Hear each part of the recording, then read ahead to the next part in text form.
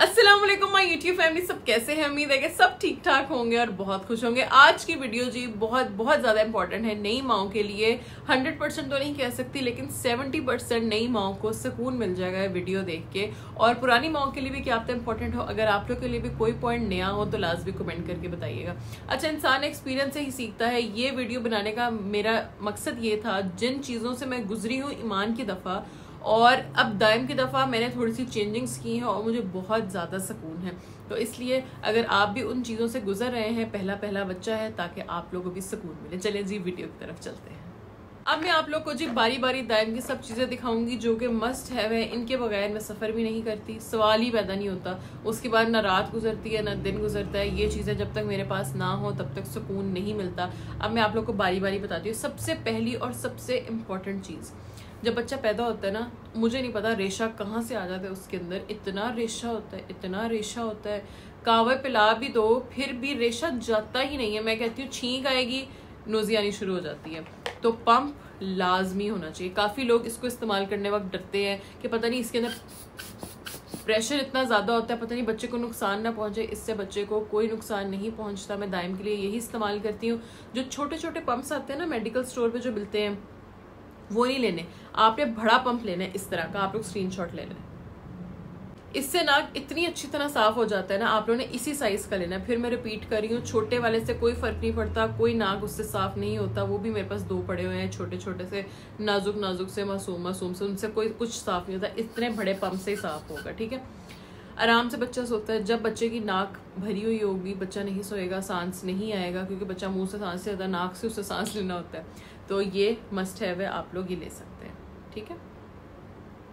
उसके बाद जो सबसे इम्पॉर्टेंट चीज़ है, ये है कॉन्स्टिपेशन ड्रॉप्स। जब बच्चों को कब्ज का मसला होता है, ना बच्चों को लेट के सुकून आता है, ना बैठ के सुकून आता है, ना उनको छाल भी लो तब भी सुकून नहीं आता। दूध पीते हैं, उल्टी कर देते हैं और बिला वजह रोते रहते हैं और 3-3 दिन उनको कॉन्स्टिपेशन का इशू रहता है।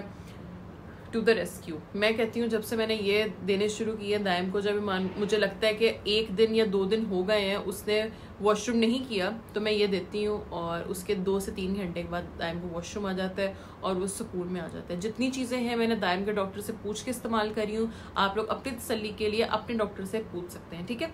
ये है जी स्काईलेक्स ड्रॉप्स। यहाँ पे मैं पिक्चर अटैच कर दूंगी, आप लोग स्क्रीनशॉट ले सकते हैं। मेडिकल स्टोर से आसानी से मिल जाएंगे। मेरे ख्याल है 60 या 70 रुपीज़ के ही आते हैं। ये है कॉन्स्टिपेशन के लिए, पेट दर्द के लिए नहीं है, कॉन्स्टिपेशन के लिए बेहतरीन है ये।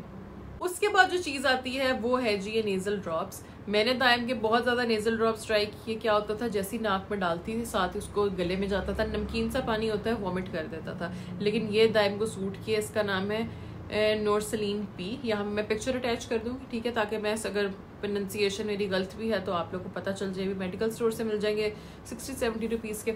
अच्छा, क्या होता है कि जब एसी चल रहा होता है ना, हमारे नाक ब्लॉक हो जाते हैं ड्राइनेस की वजह से, बच्चे का भी हो जाता है, तो बहुत मुश्किल होता है। सिर्फ नाक में 1-1 कतरा या 2-2 कतरे डालने हैं, ज़्यादा नहीं डालने। ज़्यादा डालेंगे तो बच्चा वॉमिट कर देता होता है जब अगर दूध पिया होता है। कोशिश करेंगे दूध पिलाने से पहले नाक में कतरे डाल दें, उसके बाद 5 मिनट के बाद दूध पिलाएं, ताकि बच्चा वॉमिट नहीं करेगा। अक्सर माओं को ये शिकायत होती है कि नाक में कतरे डाल से वॉमिट हो जाए। इसकी वजह ये है कि दूध पिलाने के बाद अगर डालेंगे और अगर ज़्यादा डालेंगे बच्चा वॉमिट कर देता होता है। ये हैं जी ड्रॉप्स, बेहतरीन चीज़ है। अब बारी आती है जब दायम को कॉलिक का इशू होता है। मुझे किस तरह पता चलता है दायम को कॉलिक का इशू है? जब दायम गैस रिलीज करता है, उसके साथ रोता भी है, तो इसका मतलब है कि दायम को कॉलिक का इशू है। अगर दायम सिर्फ गैस रिलीज कर रहा है तो इसका मतलब है वो तो नॉर्मल गैस रिलीज करता है। सब ये तो नेचुरल चीज़ है, गैस रिलीज करना वो तो कर देता है, ठीक है। तो क्या करती है, जो बाकी सब चीज़ें हैं तब इस्तेमाल करनी जब ज़रूरत होगा। जब कॉन्स्टिपेशन के ड्रॉप्स है तब इस्तेमाल करें जब कॉन्स्टिपेशन होगी। मैं डाईगैस दायम का तब इस्तेमाल करती हूँ, सुबह उठते सार मैं इसको डाईगैस के 10 से 12 कतरे पिला देती हूँ। डेली की मेरी रूटीन है, ताकि गैस का इशू ही ना हो और सारा दिन सुकून से खेले, बातें करे, सोए, अपना दूध शूध पिए और रिलैक्स रहे, ठीक है। ये वाले डाईगैस। जो दूसरे वाले एक और कॉलिक ड्रॉप्स है ना, वो बहुत कड़वे हैं, वो तो पीता ही नहीं है। ये वाले मीठे से हैं, शहद की तरह, ये आराम से पी लेते हैं। आप लोग स्क्रीनशॉट ले लें, बाकी मैं पिक्चर अटैच कर दूँगी। इसके बाद बच्चों का अक्सर जिस्म गर्म रहना शुरू हो जाता है, थोड़ा सा रोना शुरू हो जाते हैं, ट्रैवल करें तो थक जाते हैं। तो मैं दायम को पैनाडॉल नहीं देती। पैनाडॉल लेता ही नहीं है, वो कड़वी होती है और वो उल्टी कर देता है। मैं दायम को देती है कालपोल, ठीक है। इसको तो मैंने इस्तेमाल ही नहीं किया, देखे शक्ल से पता चल रहा है बिल्कुल न्यू की न्यू पड़ी है। एक दफ़ा मैंने दी थी और इतना गंदा मुंह बनाया ना ईमान पीती है और ना ही दाइम पीता है। दोनों कालपोल इतने मज़े से पीते हैं। स्ट्रॉबेरी फ्लेवर है इसका, इसकी मैं पिक्चर अटैच कर दूँगी, अगर आप लोग ये लेना चाहें तो आप लोग ये ले सकते हैं। इसकी वजह कोई नहीं होती है, बच्चा कभी कभी होता है कि गर्म हो जाता है और परेशान होने वाली कोई बात नहीं होती। सफ़र करे तो थक जाता है, तो थोड़ी सी अगर पिला दे तो बच्चे को नींद आ जाती है। नींद से क्या होता है कि वो उसकी तबीयत दोबारा फ्रेश हो जाती है। ठीक है जी। उसके बाद जो डॉक्टर ने मुझे रिकमेंड किया था, उसने कहा था कि ड्रॉपर नहीं इस्तेमाल करना बच्चे के लिए। आप इंजेक्शन लेने आगे से इसकी सिरिंज को रिमूव करके फेंक दें और ये आपका एज अ ड्रॉपर इस्तेमाल हो गया। स्टेरलाइज बहुत अच्छा हो जाता है। देखो सबके पास स्टेरलाइजर्स नहीं होते हैं।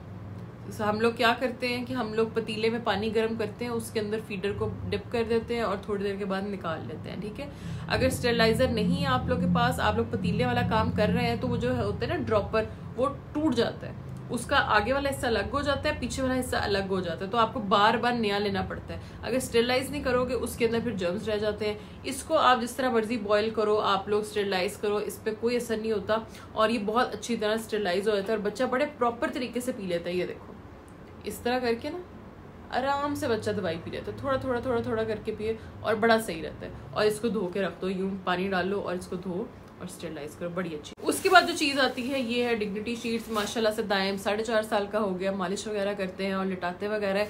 जो दूसरी शीट्स होती है ना उसके ऊपर जब पानी गिरता है तो इधर उधर हो जाता है, वो एब्जॉर्ब नहीं ना करता पानी। इससे क्या होता है कि एब्जॉर्ब कर देता है। ये काफ़ी बड़ी शीट है, ये आपको मेडिकल स्टोर से मिल जाएगी। 450 की, 500 की 8 या 6 मिलती हैं। ठीक है, ये देखिए इतनी बड़ी शीट है।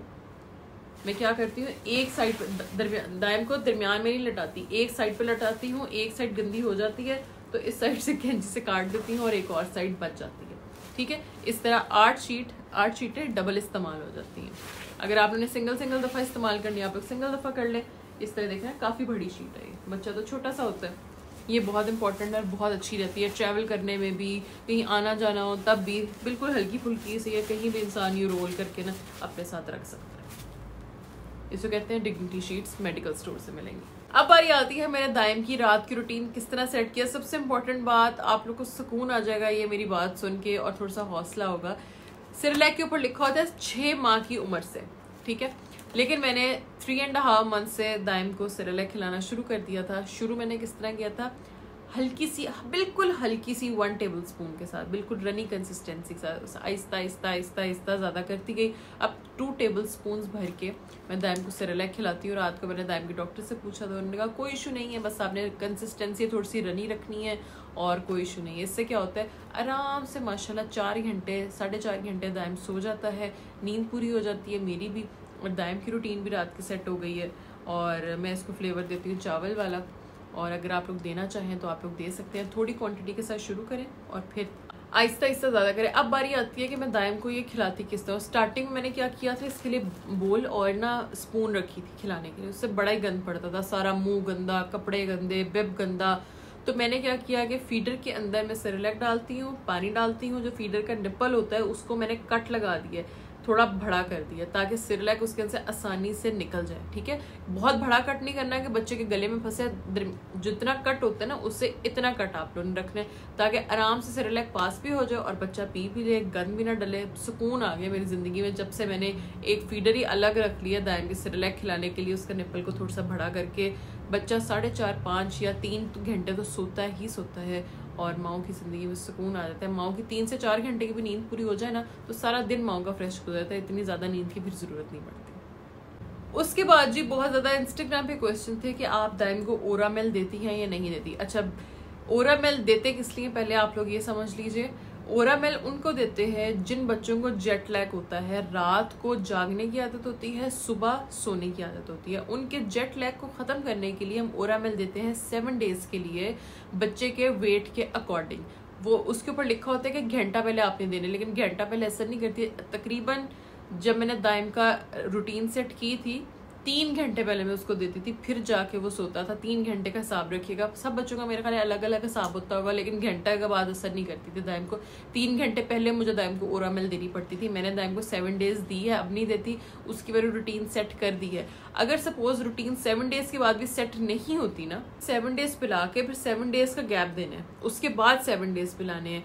ठीक है। फिर बच्चों की रूटीन सेट हो जाती है। ये नहीं करना कि 14 डेज लगातार पिलाते रहे। बिल्कुल सेफ ड्रॉप्स है, डॉक्टर ने मुझे रिकमेंड किए थे, कोई इनका साइड इफेक्ट नहीं है। और मैंने ईमान को भी पिलाए हैं और दायम को भी पिलाए हैं। अल्हम्दुलिल्लाह दोनों का जेट लैग ख़त्म हो गया है। अगर आपके बच्चे कभी रात को जागता है, दिन सोते हैं, तो आप लोग ये पिला सकते हैं बेफिक्र होके। और अच्छा मज़े की बात यह है कि ये फैसलाबाद वगैरह से नहीं मिलते, ये सिर्फ मुझे लाहौर से मिलते हैं, कराची से भी नहीं मुझे मिले थे, सिर्फ लाहौर से मुझे मिलते हैं ड्रॉप्स। बाकी ऑनलाइन आप लोग सर्च करेंगे तो एक ऑनलाइन पेज है, वहाँ पे भी मिले हैं, पड़े हुए हैं, वहाँ से भी आप लोग ऑर्डर कर सकते हैं। अब बारी आती है जी लास्ट चीज़ की, दायम की ट्रॉली, जिसके ऊपर सेक्शंस बने हुए हैं। हर सेक्शन में अलग अलग चीज़ मैंने सेट करके अपने बेड के साथ रखी होती है रात को सोने वक्त, ताकि मुझे हर चीज़ ढूंढनी ना पड़े, मुझे पता है वहाँ चीज़ पड़ी है। अच्छा एक मैं बात आप लोगों को कहनी चाहूँगी यहाँ पे, मैंने जब दायम की ट्रॉलीज़ लेनी थी मैंने बहुत सर्च की कहाँ से लूँ कहाँ से ना लूँ। जो लोकल ट्रॉलीज़ है ना, जो आप लोग को लोकल मार्केट से मिलेंगी 5,000 5,500 तक की मिलेंगी, ठीक है। जो मैंने दायम की ट्रॉली ली है 10,500 की ली है अलफता से। पता क्या है, 5,500 में कभी इन्वेस्ट मत करना, वो आप लोग की लाइफ लॉन्ग साथ नहीं रहेगी और कमरे में पड़ी भी अच्छी नहीं लगेगी। हमेशा ट्रॉली में इन्वेस्टमेंट थोड़ी अच्छी कर लीजिएगा, थोड़े पैसे जमा करके, क्योंकि जो ट्रॉली है ना वो सारी जिंदगी आपके साथ रहनी है। अब दायम बड़ा भी हो जाएगा ना, उसके अंदर मैं अपनी चीजें रख सकती हूँ। रिंग्स होती है मैं उतारती हूँ, उस ट्रॉली में रख देती हूँ, थोड़े से पैसे होते हैं मैं उस ट्रॉली में रख देती हूँ, कुछ होते हैं उस ट्रॉली में रख देती हूँ। कमरे में पड़ी हुई इतनी प्यारी लगती है ना, तो इसलिए जी बहनने वाला मशवरा यही है, प्लास्टिक की और जो थोड़ी सस्ती वाली ट्रॉलीज है वो ना ले, क्योंकि मैं ईमान की दफ़ा लेके एक्सपीरियंस कर चुकी हूँ। इसलिए मैंने दायम की दफ़ा अच्छी वाली ट्रॉली ली थी, थोड़े मजबूत वाली ली थी, ताकि अब वो पड़ी हुई है ना, अब वो मेरे बहुत काम आएगी, मुझे बड़ी अच्छी लगती है पड़ी हुई। बाकी तो जैसे आप लोग का दिल करेगा, जैसे आप लोग को अच्छा लगेगा आप लोग वैसे कीजिएगा, ठीक है जी। अब मैं आप लोग को ट्रॉली दिखाती हूँ और वीडियो एंड करते हैं।